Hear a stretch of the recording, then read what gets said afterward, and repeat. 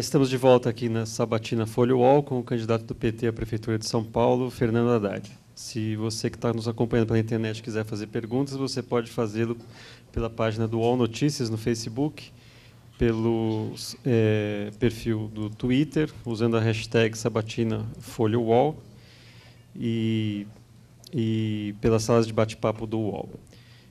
Candidato, eu gostaria de fazer uma pergunta sobre o financiamento da sua campanha. As prestações de conta que foram apresentadas até agora mostram que ela é a mais cara do país. O senhor já gastou aproximadamente 11 vezes o que o líder das pesquisas já gastou, aqui em São Paulo, Russomano, e o dobro do que o Serra gastou até agora. O senhor recebeu doações volumosas de grandes construtoras e muitas delas, obviamente, têm interesse em negócios na cidade e em contratos da prefeitura. Provavelmente vão querer participar de projetos como os que o senhor expôs aqui. O senhor já conversou com essas empresas? É comum, numa campanha eleitoral, o candidato ter contato com os principais doadores, né? É natural que isso ocorra. Eu queria saber se o senhor poderia fazer um relato sobre essas conversas, que tipo de coisas essas empresas têm pedido ao senhor, que tipo de compromisso o senhor assumiu com essas empresas? Olha, ninguém ousaria pedir nada para mim, né? Até porque me conhecem do Ministério da Educação e sabem qual que é o meu procedimento lá. Eu assumi o Ministério da Educação em 2005 e fiquei até 2012, gerenciando um orçamento que é o dobro da cidade de São Paulo. E você pode perguntar para qualquer empresário da educação privada qual foi o meu procedimento lá. E você sabe que ali era problemático. Ali tinha muita suspeita de relacionamento indevido entre o Ministério da Educação e o setor particular de ensino. Então, você fica à vontade para perguntar para quem quer que seja sobre como eu me comporto em relação ao setor privado. Sempre de maneira transparente, parceira. O ProUni é uma parceria público-privada, transparente, foi para o Congresso Nacional, depois a oposição entrou com uma ação direta de inconstitucionalidade, perderam no Supremo Tribunal Federal, então tem o aval do Executivo, do Legislativo e do Judiciário. E é uma parceria público-privada. Eu farei parcerias público-privadas na cidade de São Paulo. A cidade depende de uma visão... Aliás, farei parcerias público-pública, com a União e com o Estado, e público-privada. Eu tenho uma visão moderna da administração e sei que a cidade precisa de investimentos. Agora, quando me encontro com quem quer que seja que tem interesse na cidade de São Paulo, empreendedores, empresas que saíram da cidade e querem voltar para a cidade, né? Quando eu penso o arco do futuro e quero trazer as empresas que deixaram São Paulo oferecendo as mesmas condições que elas têm em outras cidades, desde que gerem empregos em bairros dormitório, isso tudo é uma ideia moderna da cidade. E sobre os gastos? Por que essa campanha está custando tão caro? Para levá-lo ao segundo? A rigor, Vera, nossa projeção não vai se confirmar. Nós projetávamos um gasto que não vai acontecer. Nós estamos já 3 semanas do pleito e você sabe, porque é tudo transparente, que nenhuma campanha tem conseguido angariar os recursos que imaginava no começo do processo, né? Então, agora, veja bem, eu sou a favor, já digo de cara aqui, eu sou a favor de financiamento público de campanha. Sou contra o financiamento privado. Só que o financiamento público hoje é que não é legal. Quer dizer, você não pode usar verba pública para financiar a campanha. Então, qual a orientação que eu dei para o encarregado, né, do vereador Francisco Macena? Olha, tudo de acordo com a legislação. Por hora, o senhor arrecadou menos do que gastou. O senhor vai terminar essa campanha com dívida e isso pode levar a um processo parecido com o do Mensalão, que foi uma arrecadação de Caixa 2 para suprir dívidas de campanha? Ué, isso acontece. Vera, nem vou comentar. Por que não? Chama... Quase uma... Porque é óbvio que eu não... Você me conhece pode levar... Não é o senhor que vai fazer essa arrecadação, mas se a campanha terminar em dívida... O que acontece nesses casos é que você, em geral... Se falta alguma coisa para complementar os gastos, o partido assume, inclusive, a responsabilidade pela quitação dos fornecedores. Tem um detalhe na prestação de contas que chama a atenção, que a maior parte das doações que o senhor recebeu até agora foram feitas para o partido e não diretamente para o seu comitê. Isso é perfeitamente legal, mas isso permite que as empresas não apareçam publicamente vinculadas à sua candidatura. Foram elas que pediram para que as doações fossem feitas assim, porque elas não se sentem confortáveis de aparecer em público associadas à sua campanha? Ou foi o senhor que orientou elas a fazer as contribuições? Eu não trato desse assunto. A maneira como eles procedem é de acordo com a legislação e com a conveniência. Se a pessoa quer doar para o partido ou doar para a campanha, é um direito dela de acordo com a lei. Então, nós temos que respeitar as empresas que estão seguindo a lei. Nós temos que combater aquelas que não querem seguir a lei. Essa é a minha opinião. Se alguém está seguindo a legislação à risca, o máximo que você pode dizer é que não concorda com a legislação e propor uma mudança. Mas eu não posso condenar aquele que está respeitando a legislação. Senão nós vamos inviabilizar a democracia no país. Então, das duas, uma. Ou nós mudamos o regime, e eu estou de acordo, eu acho que seria mais transparente o financiamento público, ou nós respeitamos a atual lei que o Congresso aprovou. E é essa orientação que foi dada. Seguir rigorosamente o que a legislação prevê. Agora, se há mais de uma possibilidade e a empresa tem uma preferência por essa ou aquela alternativa, é direito dela, que a legislação prevê. Então, nós temos que colocar tudo na forma da lei. Essa é a única maneira de proceder. Eu não conheço outra. Alguns internautas fazendo uma pergunta parecida sobre como o senhor vê o reflexo na sua campanha dos problemas de gestão ocorridos nos diferentes exames do Enem. Né? O Marquinhos pergunta se é um ponto fraco da sua campanha ter que defender a administração. Eu coloquei o Enem na minha campanha. Né? E os problemas. Né? Não, o Beto Zenha coloca, talvez até de uma maneira como está sendo colocado por seus adversários, o senhor não conseguiu administrar 4 provas do Enem porque acha que pode ser prefeito de São Paulo. Eu tenho a honra de ser aquele que organizou o segundo maior exame do mundo de acesso à universidade. Aliás, eu sou o ministro que mais expandiu a educação infantil, mais expandiu a educação inclusiva, mais expandiu a educação profissional, mais expandiu a educação superior, mais expandiu a pós-graduação e todos os outros recordes que você pode imaginar. Basta cotejar. Então, quanto ao meu legado no MEC, está a OCDE, a Unesco, a Unicef, o Banco Mundial, Harvard, para atestar a qualidade do meu trabalho. Tá certo? Tenho a honra de ter melhorado a qualidade da educação, que eu recebi em petição de miséria. O pior momento da educação brasileira, do ponto de vista de qualidade, foi o ano 2000, biênio 2000-2001. Nós fomos o pior país do PISA e é o pior momento do SAEB, que é o Sistema de Avaliação Nacional que nós temos. Hoje, nós, felizmente, figuramos entre os países. O Eric Hanushek, que é um economista importante de Harvard, soltou um estudo dizendo que o Brasil está entre os 3 países que mais evoluiu em qualidade da educação na década. E isso durante a minha gestão. Agora, o Enem sofreu crimes, não foi outra coisa. É a mesma coisa que, vamos supor que a cratera do metrô do Serra fosse um ato de sabotagem. Nós não íamos acusá-lo, nós íamos nos solidarizar com ele. Infelizmente, a cratera do metrô foi um erro de gestão.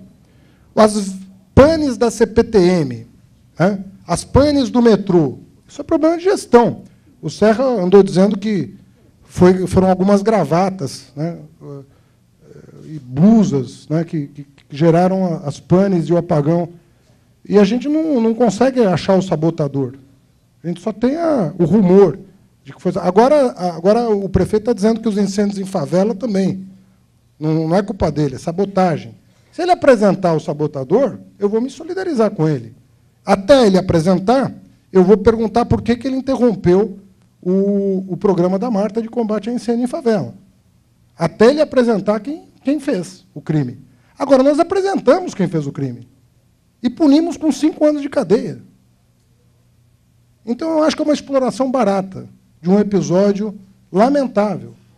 Eu acho que a oposição devia se solidarizar com o governo num caso de uma sabotagem de um crime que foi identificado o criminoso, processado e punido. Não é só a oposição que lamenta esse ocorrido no Enem, candidato. Gostaria de perguntar para o senhor sobre um candidato de esquerda, um candidato socialista, sobre a ocupação e uso irregular do solo. Como é que o senhor pretende lidar com as invasões organizadas, que são muitas em São Paulo? Basta melhorar, fazer uma melhoria numa área e, logo em seguida, essa área, o entorno dela, sofre uma invasão organizada. Como é que o senhor pretende lidar com isso na sua gestão? Olha, eu pretendo manter um diálogo com o movimento de moradia, que foi muito penalizado nos últimos 8 anos. Os últimos 8 anos é o pior período na produção de moradia popular da história de São Paulo. Isso segundo dados da própria Secretaria da Habitação.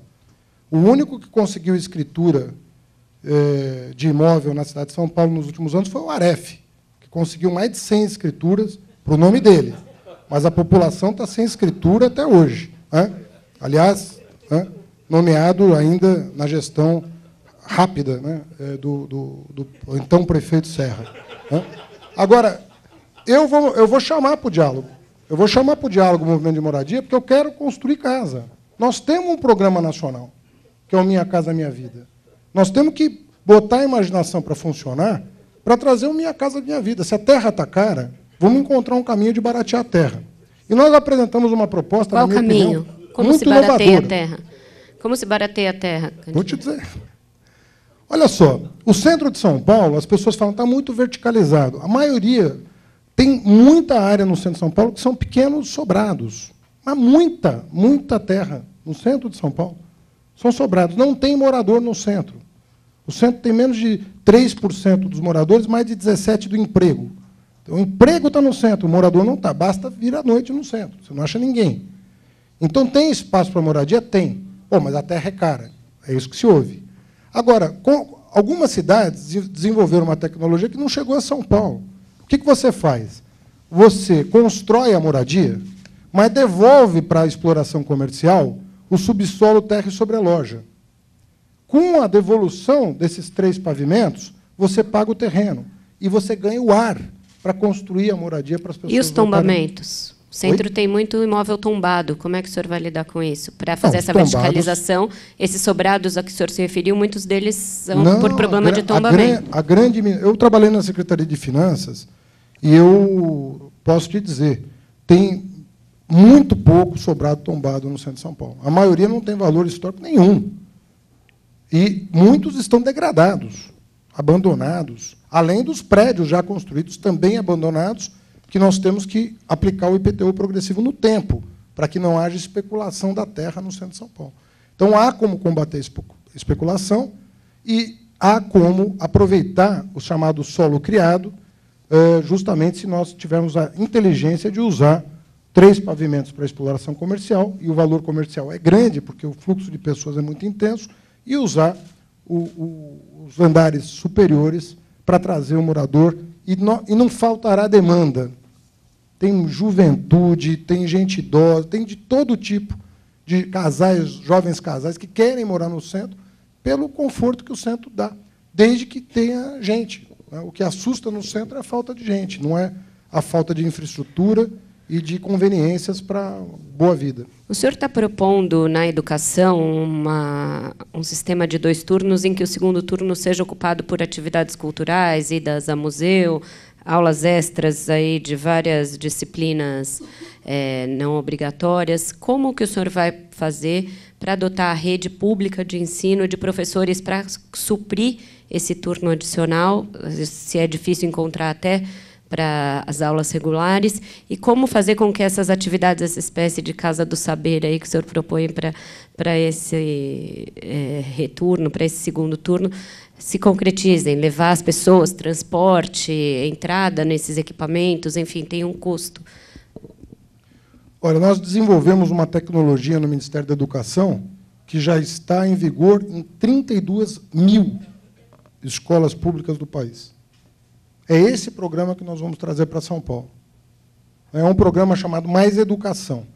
Ele consiste em não usar o equipamento escolar no contraturno, porque o segundo turno é usado por outras crianças. Você usa os demais equipamentos da cidade, de segunda a sexta, durante o dia, que estão totalmente ociosos, e você acolhe as crianças no segundo turno, começando por aquelas que estão com déficit de aprendizado. Você sabe que tem muita criança passando de ano em São Paulo sem saber. Aliás, São Paulo é das poucas capitais que não cumpriu a meta do IDEB. O IDEB foi um indicador de qualidade que eu criei, que define metas bianuais até 2021, quando se espera que nós estejamos em pé de igualdade com o mundo desenvolvido. Já cumprimos 3 ciclos de avaliação. São Paulo está fracassando. A Secretaria Municipal não cumpriu as metas com as quais se comprometeu formalmente. Assinou um termo de compromisso e não cumpriu. São só 6 capitais que não cumpriram as metas do IDEB, São Paulo entre elas. Como é que você resolve isso? Aprovação automática ou repetência? Nenhum dos dois. Educação de tempo integral para permitir a todas as crianças uma evolução com aprendizado.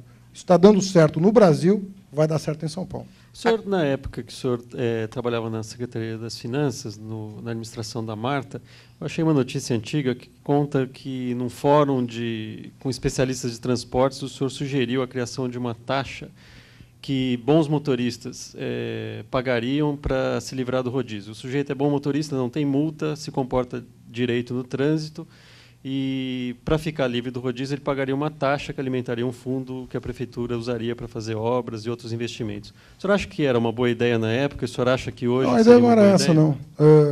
Nós estávamos discutindo na ocasião, não tinha nada a ver com bom motorista, nós estávamos discutindo na ocasião como criar um fundo para apoiar o metrô. Né? Então, era como se fosse era uma ideia que acabou prevalecendo em algumas cidades do mundo, né? Londres acabou adotando, mas era um seminário de especulação, não era uma proposta da prefeitura.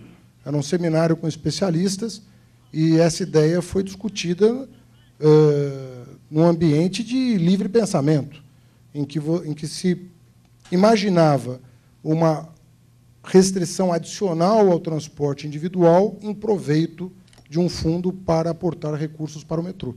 Era esse o contexto E, na ocasião, fruto do mesmo seminário, se entendeu que não havia condições técnicas da sua implementação naquele momento. Nessa mesma época em que o senhor estava na Secretaria de Finanças, junto com o João Sayad, foram criadas as taxas que acabaram por estigmatizar a ex-prefeita Marta, levar que ela não fosse reeleita, e foram uma das principais causas da rejeição a ela.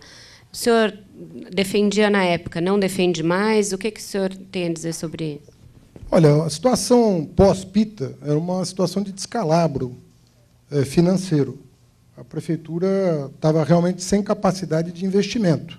Nós não teríamos CELS, nós não teríamos corredores de ônibus, nós não teríamos o vai e volta, nós não teríamos uniformes escolares, nós não teríamos bilhete único, se eu e o Sayad e a Leda Paulani não tivéssemos recuperado as finanças.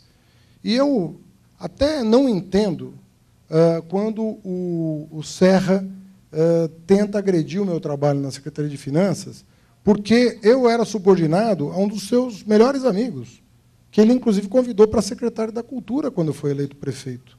Então, me parece, é próprio do Serra. Né? Ele não poupa ninguém. Nem o melhor amigo ele é capaz de poupar. É impressionante. Mas o senhor não acha que as taxas, então, são boas para esse novo momento da prefeitura? Naquele momento era bom? Ao contrário, ele disse que antes acabar tinha, com a agora taxa, não tem. Ele disse que ia acabar com as taxas, criou outra. E criou uma pior. Né? Quer dizer, ele conseguiu, né, criar uma taxa que não faz o menor sentido. Qual? Que é a do carro. O Kassab criou e ele está dizendo que vai manter.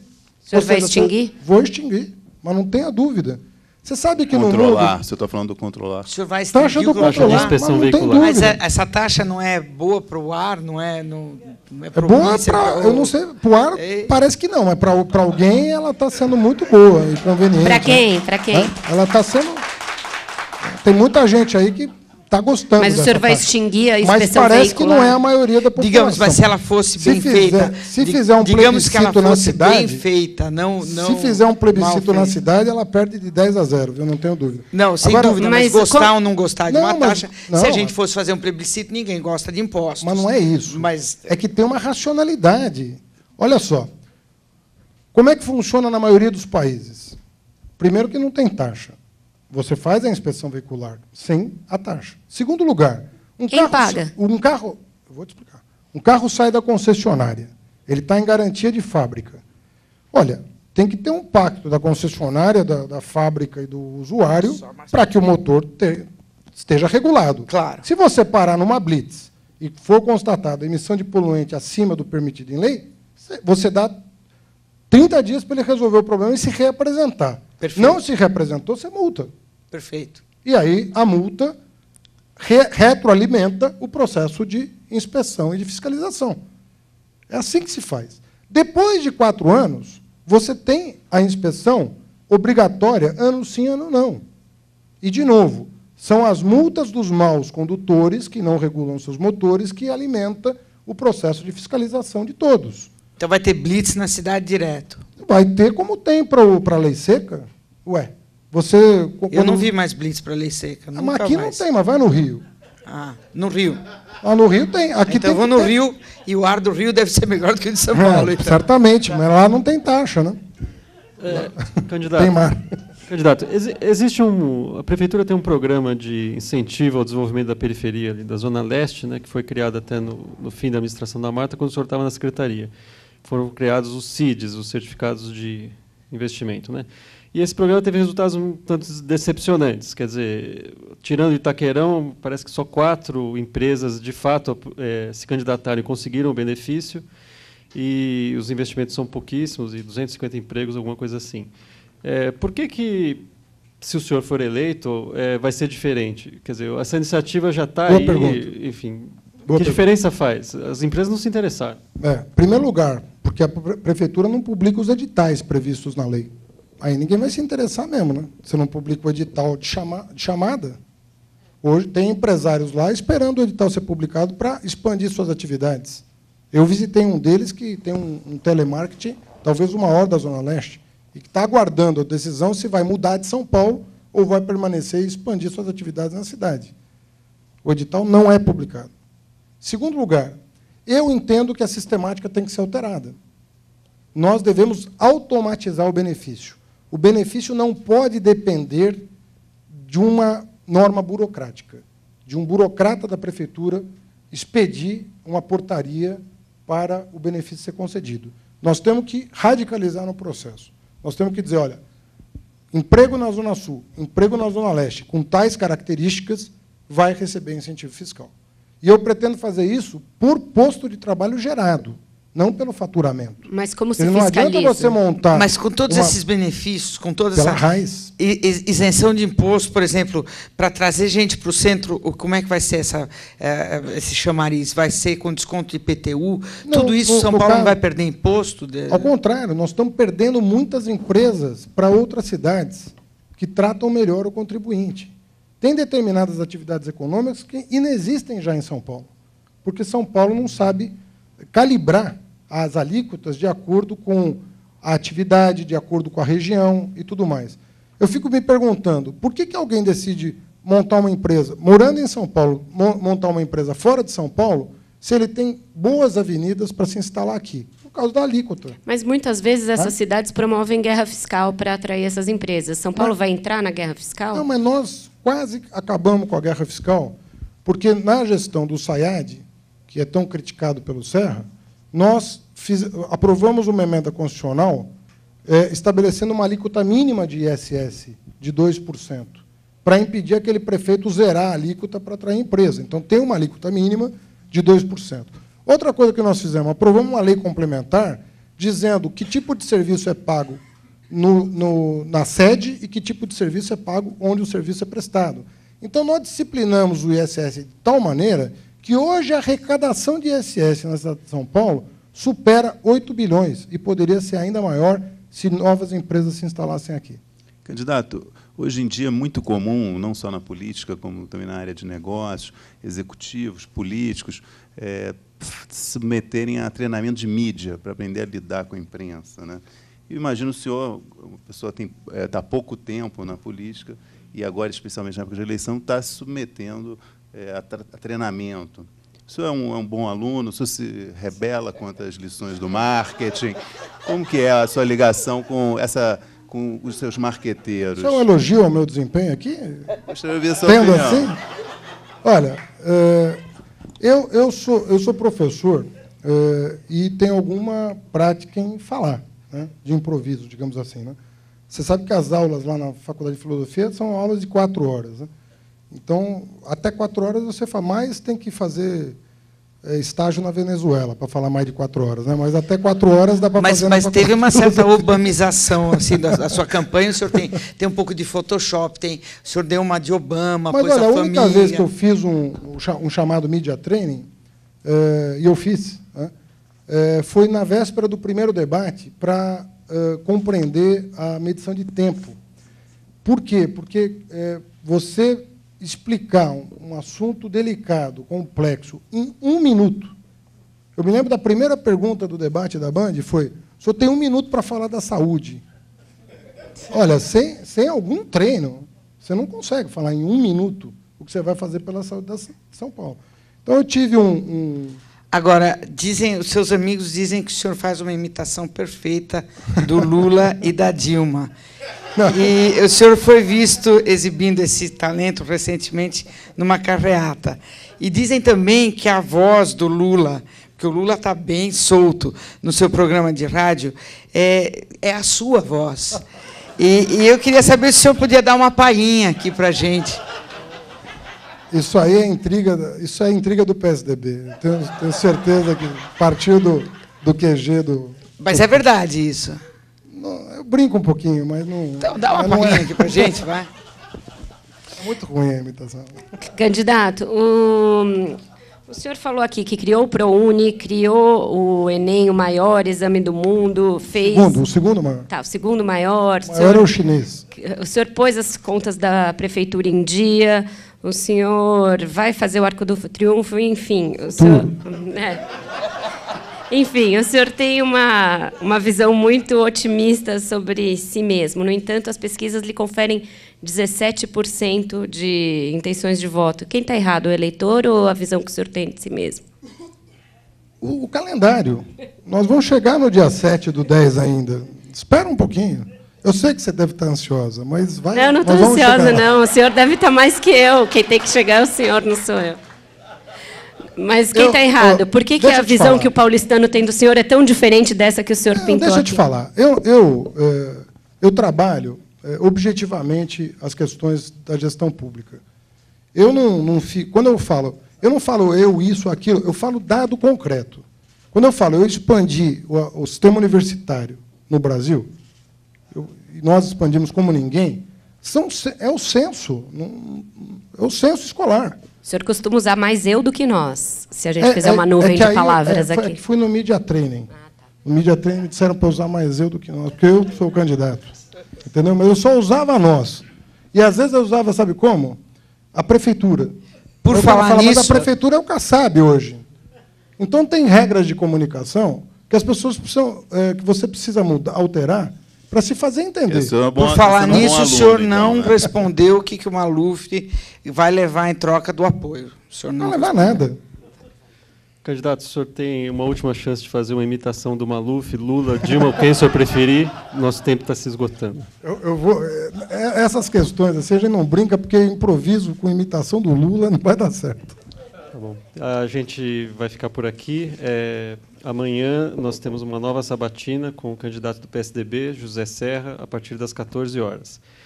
As inscrições podem ser feitas por assinantes do jornal e do UOL. Podem ser feitos pelo e-mail eventofolha@grupofolha.com.br ou pelo telefone 3224-3473. Muito obrigado.